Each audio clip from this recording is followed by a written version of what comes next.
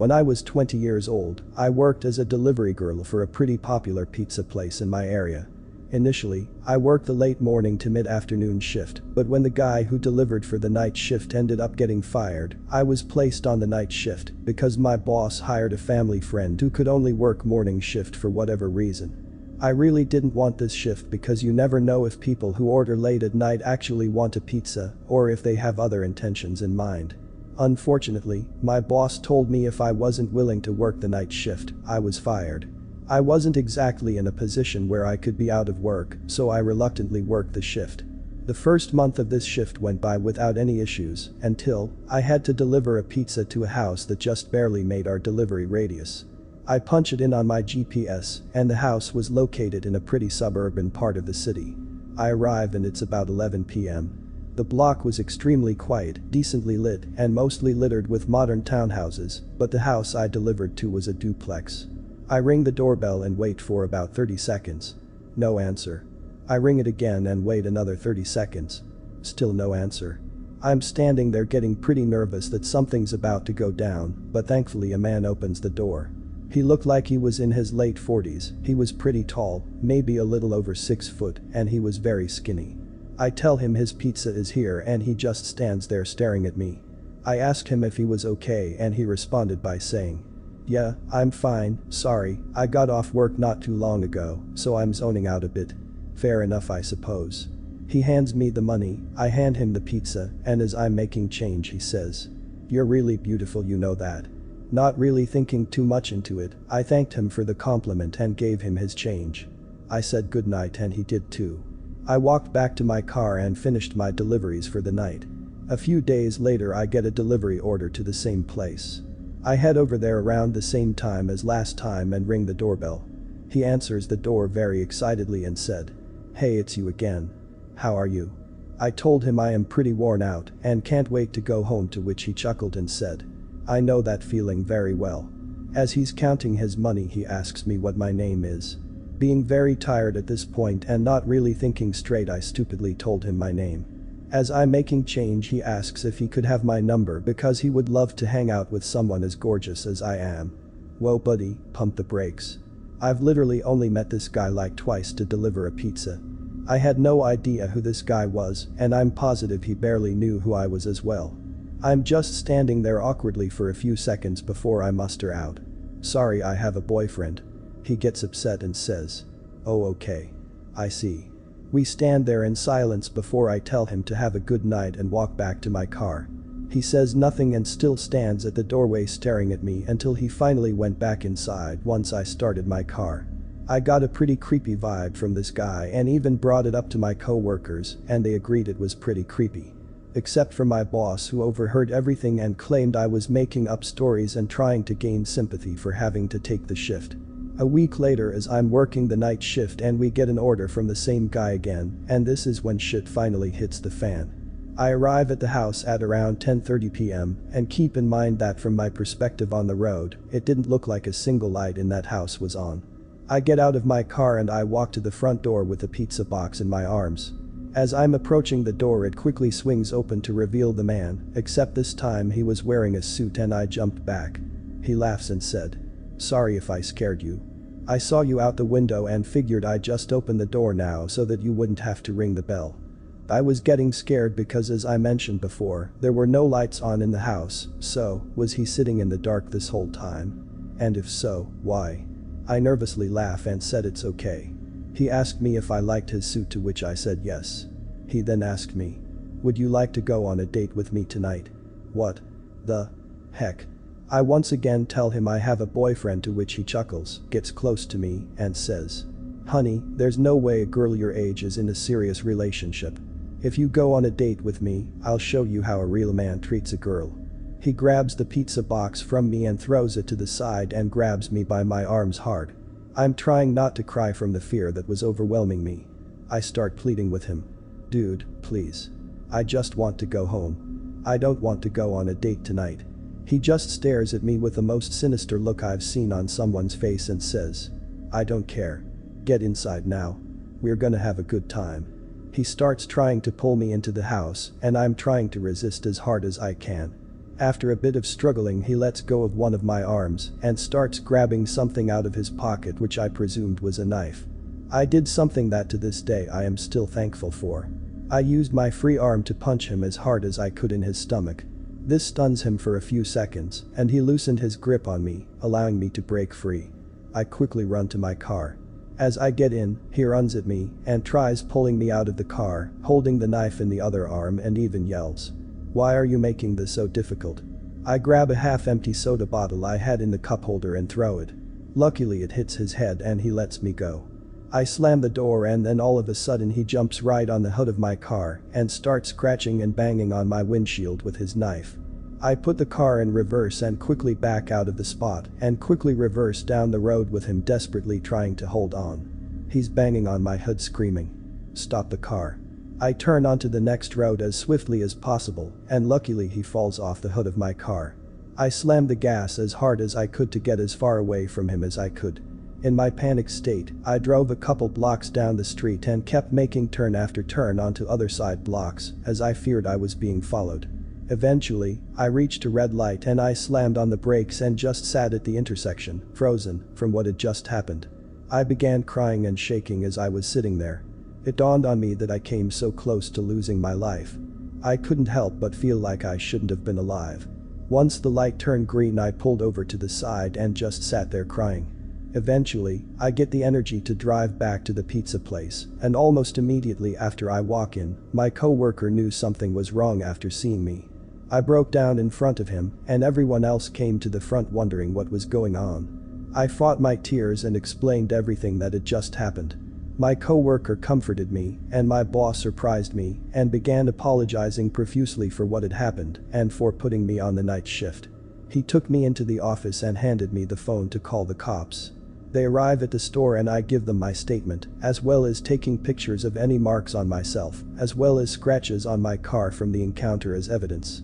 My coworker followed behind me as I drove home, and I collapsed on my bed, and strangely enough, I managed to fall asleep. I quit my job the next day, and luckily a friend of mine managed to hook me up with a new job at her clothing store. As far as the psycho goes, 2 days later I receive an update from the police. The entire duplex was owned by the guy's brother, who lived on the right side with his wife, and the psycho lived on the left side of the duplex. I learned that he had been in and out of jail constantly, at first for robberies, but later on, it was for assault crimes. He had been released from jail about 5 months before this encounter for assaulting a minor. When they arrived at the house, he was long gone, and his family had no idea where he ran off to, but the police insisted they would find him. I spent the next 2 months in fear that he would find me and finish what he had in mind, but the police contacted me and updated me on the case. Apparently he fled to another city nearby and attempted to kidnap a teenager walking alone late at night on the street. Luckily somebody happened to be looking out the window at the right time, called the cops, and the police caught him trying to force her into his car. He manages to flee and the police chase after him. He blew a red light near a busy road, and a van slammed right into the driver's side of his car. By some sort of miracle, the driver of the van only sustained minor injuries, while the psycho succumbed to his wounds long before the ambulance even arrived. I thank the officers for everything they did and for informing me, and I walked out of the station. I don't wish death on people, but after hearing about his death, I felt relieved. I felt relieved that he couldn't hurt anyone anymore. I was relieved that I would never have to encounter him, ever, again.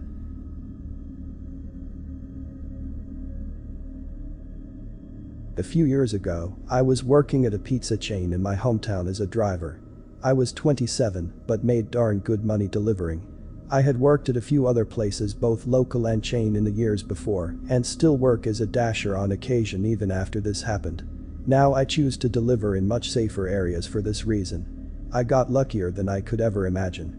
One night I was working and had 2 deliveries to take. The first order went smoothly. The guy gave me $50 for a $35 order, so I was excited about the nice tip. I drove to the second delivery. It was at an apartment complex with multiple buildings. I had delivered there before. The sun was about to set, but it was still very light out. The chain I worked at had us drive company cars with a logo on it. I grab the order and go to the door to the apartment building. A young guy comes out, and a much bigger older guy was outside smoking a cigarette. The big guy went inside as the smaller guy came out. He looked around nervously and asked how much he owed me. The way he was looking around just made me very nervous. The hairs on the back of my neck stood on end. I told him the amount and he said that wasn't what he was told on the phone. Something was very wrong. I felt someone else walk out behind me from the door as the first young guy looked around down the parking lot, craning his neck as if he was looking for someone. I told him the amount again and broke down the order for him, trying to keep calm. Then the first guy held a gun to my right temple. I also felt a poke on my spine. 2 gunmen. I couldn't speak. Words wouldn't form no matter how hard I tried. Give me your money and keys. Now. The first guy growled and I fumbled immediately for the keys. Another guy came up from my left. He had poofy hair and was around the same age as the first kid. There was one more person behind me I hadn't seen yet. The big hair kid grabbed a pizza bag and ran off and hid. The first kid searched the company car. Luckily I had left my wallet in my personal car. I saw him grab my cell phone. That's when the panic began to set in. I had pictures of my 5-year-old son on that phone, who absolutely is my world. Please don't take that. I have pictures of my son who died on there. It's all I have of him, please. I lied. My son is very much alive. The kid behind me spoke softly. Trust me, just listen to him, you'll get it back undamaged. I don't want to be here either. I could tell he'd been crying by how his voice sounded.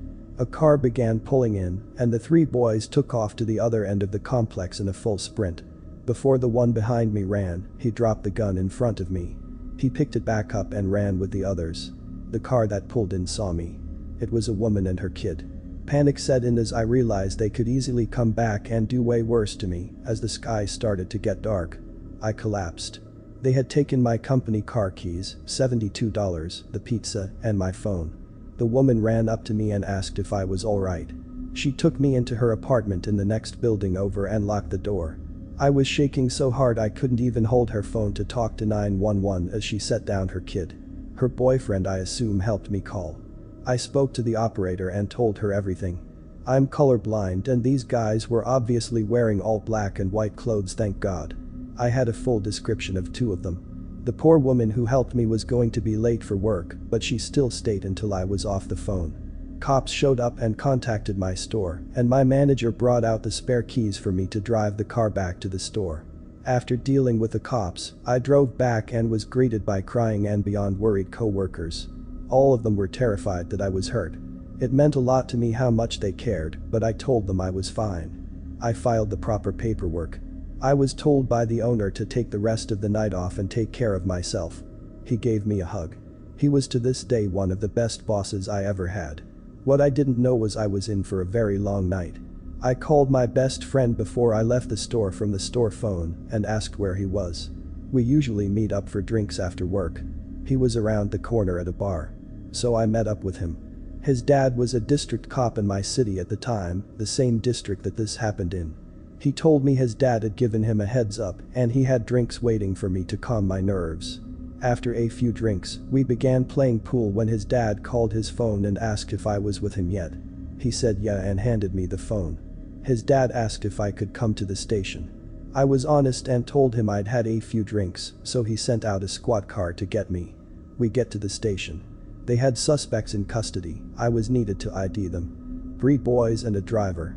They had been caught less than 20 minutes after the robbery. The police had already gone out and they matched the description.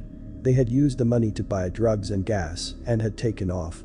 They had at least 15 stolen cell phones on them. The order had been placed on a stolen phone. My phone was in the mix in the box.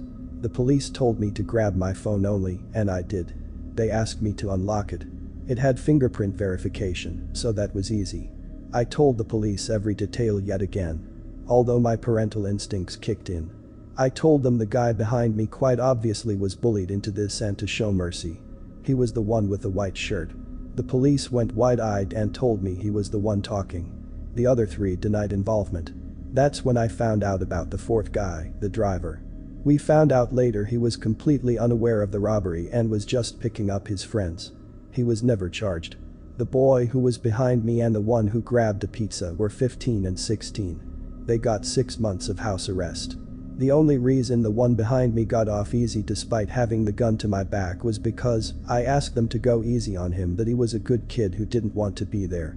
and he was the only one confessing. Makes sense since he had even said the other guy wouldn't have the phone for long. He was planning on going to the cops had they not been caught. But the other guy, the first kid who put the gun to my temple, it was his 18th birthday. He got the book thrown at him. In the courtroom, he made fun of me and was laughing at me. Seeing him made me panic. The judge scolded him for his behavior, and he just grinned and glared at me with a creepy grin. All I could see was pure evil. This kid will commit more crimes. I have no doubt he will eventually end someone's life. You can see how cold he is just by looking in his eyes. He's evil incarnate. I grew up in a town full of murders and abusers. I had never seen this kind of evil in my life.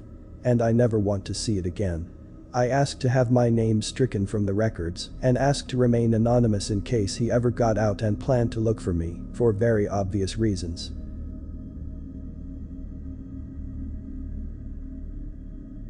Back in 2007, I started a tech job with a long-distance company. The company is no longer around and honestly, I don't know how they stayed in business as long as they did. It was really a pyramid scheme, but thankfully I was on the IT side of things, so I didn't have to sell anything. It was a small typical tech support call center. I was the only female on my team, having to prove myself and show that I can do anything my male co-workers could. It didn't take long, and the customers respected me for being able to handle things. After making my mark, I decided to take the 10 hours night shift. I worked 4 days a week from 1 p.m. to 12 a.m., an hour lunch break, and after 6 p.m., I was completely alone in the whole building. The rush to get out of the office by 6 p.m. was insane. I couldn't blame them, but I decided having 3 days off was better than 2.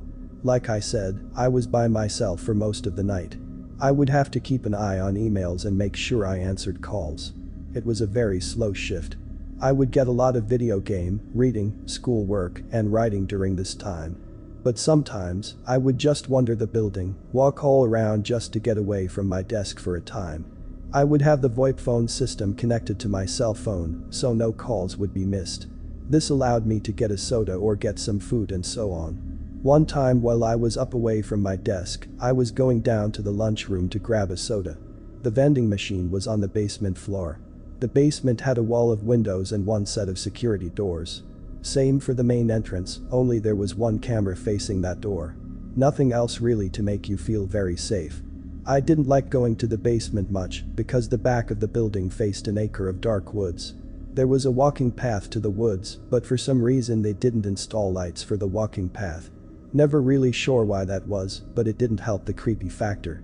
Sometimes I would see animals run past, but other times, I felt like someone was watching me. I always tried my best to make it fast when getting a soda or snack, but sometimes it didn't feel fast enough. So, one night I was making my way down to the basement of the building to get a soda. It was a slow dragging night and needed a little caffeine for a pick-me-up. I counted my money as I walked to make sure I had enough to get in and out quick. But out of the corner of my eye, I saw something dark from the glass door back into the darkness. I stopped dead in my tracks and tried to scan the forest, but like I said, it was just blackness. I felt a bit of unease and everything told me to turn on my heels and go back to my desk. But it was 9 p.m. and I had a fair bit of time left on my shift before I could blow this pop stand. I tried shaking the feelings off and briskly walked over to the soda machine and made my selection. The soda dropped and as I bent down to get it, I heard a loud ping noise. It was as if someone had hit the glass with something. I stood straight up and felt the hair on the back of my neck stand up. I slowly turned around, I was scared to see someone out there. But as I made the full turn, I saw once again, nothing but darkness. I thought this was a good time to book it back up to the main floor. I didn't bother with the elevator, I went to the stairs and ran up them. My heart was already racing from having to go down there in the first place, then the loud bang and now running up 2 flights of stairs. Once I was back at my desk I sunk down in my chair and tried to calm down. It was just one noise, I was in a building with locked doors and locked inner offices. I kept saying over and over in my heart it was nothing. I was relieved by that, but out of nowhere I got that feeling of someone watching me again. I peeked up over my cubicle wall and looked around my office. Nothing seemed out of place until I turned to face the front of the building. Outside the first set of doors was a slender, tall, dirty male. He was cupping his hands around his eyes to try and see past the reflecting of the lights inside. I dropped back down in my cubicle before he caught sight of me. He didn't look like anyone I have ever seen at the office, and it was a little past 9 p.m. There is no good reason why he is checking out my office. As I sit in my chair, I hear the doors shake. I slowly stood up and watched him pull at the handles of the doors. They didn't budge, to my relief. But as I watched him, he turned to face me. His face looked bruised or dirty, I couldn't tell which. Once his eyes locked onto mine, he started to bang harder and smack the glass. I was so scared. It was the middle of the night, I was by myself, and out in the middle of this office building, with a creepy man outside stalking me through the glass door.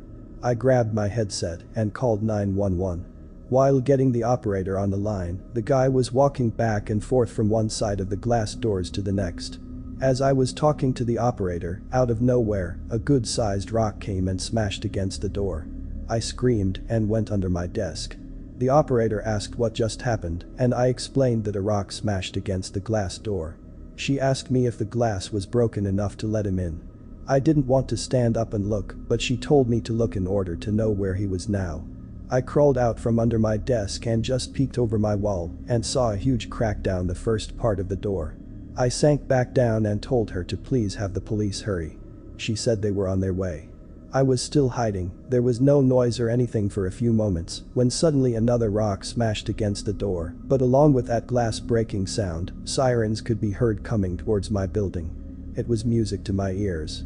I told the operator that the police had arrived and thanked her for all her support. I stood back up and looked over the cubicle wall, and the red-blue lights were flashing wildly. But the thing I didn't see was the man. The top part of the door was completely smashed, and the rock was laying on the inside of the entryway. One officer came to the front door and others were out combing the area. I could see their flashlights moving all around the parking lot. The first officer to come in the building and greet me was a very kind man. He was patient with me and let me explain what I saw happen. Soon, my boss arrived and checked on me, then the damage. At some point my husband was called and told I would be escorted home by one of the officers.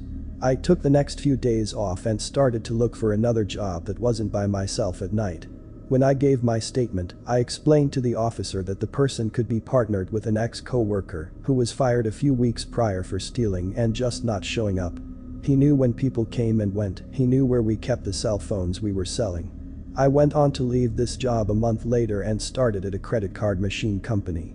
It was an office full of people, still a call center, but I felt safer. Especially with the security and cameras all over the building.